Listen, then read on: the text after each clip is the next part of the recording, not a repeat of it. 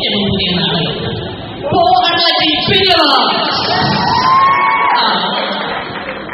നാടകരചന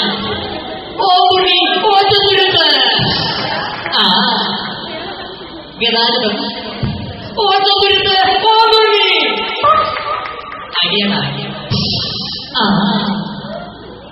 ഈ നാടകത്തിന്റെ ഏറ്റവും വലിയ പ്രത്യേകത എന്താണെന്ന് വെച്ചാൽ ഈ നാടകത്തിൽ അഭിനയിക്കുന്ന പ്രധാനപ്പെട്ട 4 നടന്മാർ വന്നിക്കും. അതുകൊണ്ട് തന്നെ നാടകം എന്തെന്ന് പോലും അറിയാത്ത, ജീവിതത്തിൽ നാടകം കണ്ടിട്ടേ ഇല്ലാത്ത ഈ നാട്ടിലെ ചുറുചുറുക്കുള്ള 4 ചെറുപ്പക്കാരെ വെച്ചുകൊണ്ടാണ് ഞാൻ ഈ നാടകം സംവിധാനം ചെയ്യുന്നത്. എന്ന് വെച്ചാൽ ഇപ്പോൾ തിരഞ്ഞെടുത്ത 4 പേരെ അത്യാവശ്യം ചില ഡയലോഗുകൾ പഠിപ്പിച്ചാണ് ഞാൻ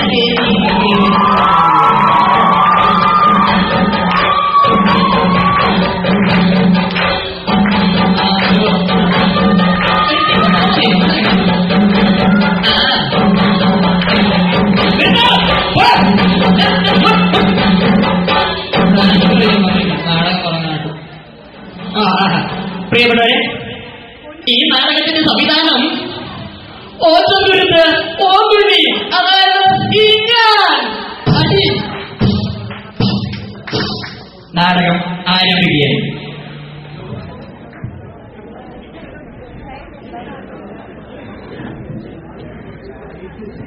മുതലാളി, രംഗത്ത് മുതലാളി, എടാ നീ തന്നെ നീര് പ്രസാദി ഇടാ, നീ എടി ഇങ്ങോട്ടല്ല, മൈക്കിനടുത്തോട്ട് വേണം, മൈക്കിനടുത്ത് താഴെ കിടന്നാണ് ഇങ്ങോട്ട് മൈക്കിനടുത്ത് ഡയലോഗൊന്നും പറഞ്ഞല്ലേട്ടാ, പഠിച്ചു മൈക്കിന് ചിരിക്കുന്നു. അയ്യോ എടാ, നിന്റെ പഴമുടി കൊണ്ട് ചിരിയല്ല, അട്ടഹസിക്കാൻ. എടാ എടാ അട്ടഹസിക്കാൻ ഇപ്പൊ അട്ടഹസിക്കാൻ പറഞ്ഞു.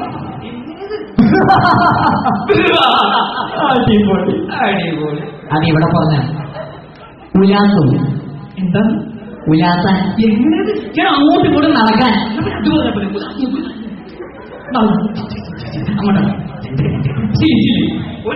എന്റെ ഫോട്ടോ എടുക്കുന്ന കാര്യം പറഞ്ഞ പിള്ളേരെ കൊണ്ട് അനുവാദിക്കാൻ.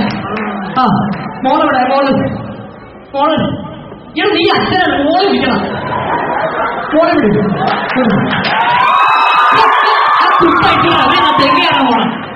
അങ്ങോട്ട് മൈക്കിനെടുത്തോട്ട് മുടി ശരിയാക്കി, മുടി മൈക്കിനെടുത്തോട്ട്. 3 വർഷങ്ങൾക്ക് മുമ്പ് 3 വട്ടം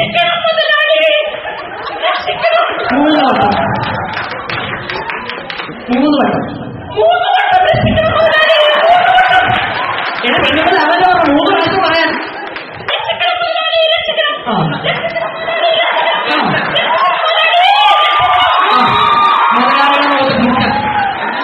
മുതലാളിയുടെ മുഖത്ത് കുറ്റം.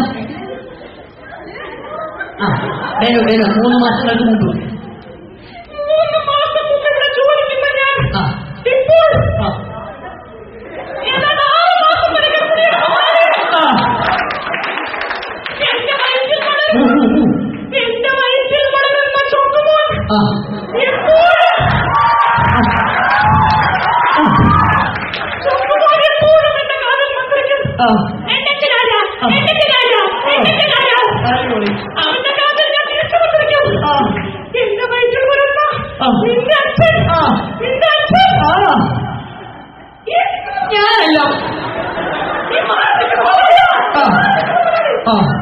ഇല്ലാത്ത ഗർഭത്തിന്റെ പേര് പറഞ്ഞ് ഇയാളൊന്ന് ആവേശത്തിൽ പറയടാ.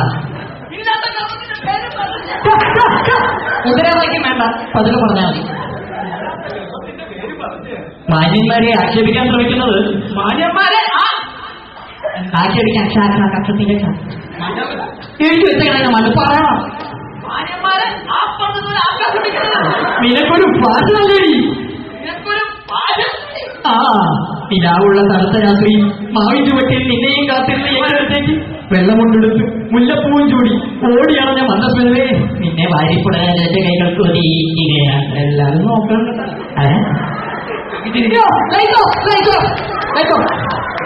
മുതലാളി മാത്രം മതി, രംഗത്ത് മുതലാളി മാത്രം മതി. അച്ഛൻ വരും, അച്ഛൻ. നീയാണ് എല്ലാം പണ്ടവളാണ് നടത്തുന്നത്. മുണ്ടുമടങ്ങി മുണ്ട് കിളി കേൾക്കുന്നു. എന്താ ഇതരാ കണ്ടോ വികാരമുള്ള ഞാൻ പിടിച്ചിരിക്കുന്നത്. ഓ ആൽഫ്രഡ് വിൽഫ്രഡ് ഡിസൂസ. ആരാണ്? ഓ ആൽഫ്രഡ് വിൽഫ്രഡ് ഡിസൂസ. ഞാൻ പറയണം. ഓ ആൽഫ്രഡ് വിൽഫ്രഡ് ഡിസൂസ. ഗോപി അത് മതി. ഓ ഗോപി, ഓ ഗോപി അല്ല, ഗോപി. ഓ ഗോപി. വന്നതിന്റെ ഉദ്ദേശം 6 മാസം മുമ്പ് ജോലിക്കുന്നതിന് മോളെ 3 മാസം ഗർഭിണിയാക്കി ദുഷ്ട നിന്നോട്ട് ഞാൻ പകരം ചോദിക്കും. എന്റെ മോളെ ഗർഭിണിയാക്കിയിട്ട് പോരാഞ്ഞിട്ട് എന്റെ മോളെ ഗർഭിണിയാക്കിയിട്ട് പോരാഞ്ഞിട്ട് ഒരാൾ പറഞ്ഞാൽ മതി. ഒരാൾ പറയാം. എന്റെ മോളെ ഗർഭിണിയാക്കി പോരാഞ്ഞിട്ട് ഒരാൾ പറയണം. എന്റെ മോളെ ഗർഭിണിയാക്കിയിട്ട് പോരാഞ്ഞിട്ട് നിന്ന് അട്ടവസിക്കുമ്പോഴാ ദുഷ്ട. നിന്നെ അത്രമുണ്ടോ കുട്ട? അത്തള വിത്തള കുത്തെ എടാ നിന്ന് അട്ടവസിക്കുമ്പോഴാ ദുഷ്ട. ഇന്ന് അപകട ചാടി വീഴുന്നു. ചാടി വീഴുന്നു. എടാ ചാടി വീഴ ഭഗവാനെയാണോ എന്നിട്ട് മോനാണോ വേണം ചാടി വീഴ. ചാടുന്നു. കഴുത്തിൽ ഊത്തി പിടിക്കുന്നു. പിടിക്കണം. മുതലാളി തോക്ക് തോക്ക്. എടാ അതല്ല മുതലാളി തോക്കെടുക്കാൻ. ഞാൻ കൊണ്ടുതരാം. ആൾക്കാരെ കാണാതെ ഞാൻ കൊണ്ട് തന്നോളാം. പിടിച്ചാ പിടിച്ച് വെടി വയ്ക്കുന്നു. അവനെ വെടി വെക്കണം. മരിച്ചു വീഴുന്നു. ഭഗവാനെയാണോ നീ വെടിവെച്ചു. നീ മരിച്ചു വീഴണം. ചിരിക്കുന്നു.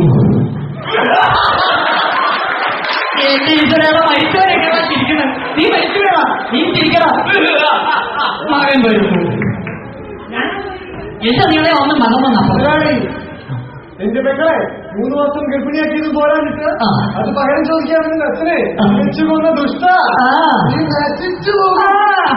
നിന്നെ വെടിയേറ്റ് ഇവിടെ കിടക്കുന്നുണ്ട്. എവിടെ കിടക്കണം. ഇവിടുന്ന് മുമ്പ് വെടിയേറ്റ് അവിടെ മരിച്ചു വീട് കിടക്കുന്നത് അച്ഛനെ കൊന്ന ദുഷ്ട. നീ നശിച്ചു സൗവർണികെ സൗവർണികെ സൗവർണികത്തെ സൗവർണിക എന്താ നിന്റെ അമ്മയുടെ ഏറ്റവും വലിയ ആഗ്രഹമായിരുന്നു നീ ഒരു ഗർഭിണിയായി കാണണമെന്നുള്ളത്. ഗർഭിണിയായി കാണാനാ. നീ ഒരു ഗർഭിണിയായി കാണണമെന്നുള്ളത്. ശരിക്കും പോലെ ഒരുപക്ഷേ ആർക്കും ഓർമ്മയില്ലായിരിക്കും.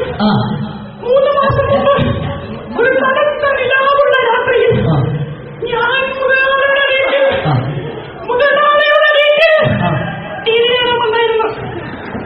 അവിടെ ടൺകണക്കിന് കോമഡി ഷോ ഉണ്ടായിട്ടും മുതലാളി വന്ന് ഫാഷൻ ചാനൽ വെച്ചു.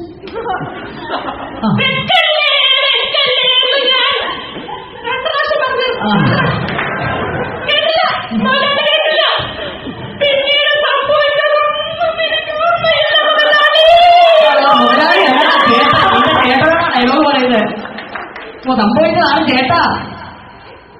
ആ പോട്ടെ. ഒരു കാര്യമാണ് മനസ്സിലായത്. ഇതൊരു കുറ്റക്കാരൻ മുതലാളിയല്ല. എന്റെ കുഞ്ഞു പെങ്ങളുമല്ല. ഇതൊരു കുറ്റക്കാരൻ ആ ചാനലുകാരാണ്. എനിക്ക് ഈ സമൂഹത്തോട് ഒന്നേ പറയാനുള്ളൂ. നിങ്ങളുടെ വീട്ടിലും പെൺകുട്ടികളുണ്ടെങ്കിൽ അയൽ വീട്ടുകളിൽ തിരി കാണാൻ വിടരുത്. വിട്ടാൽ നിങ്ങൾക്കും ഇത് തന്നെ ആയിരിക്കും. സത്യത്തിൽ ഇതാണ് ഗർഭപാത്രം.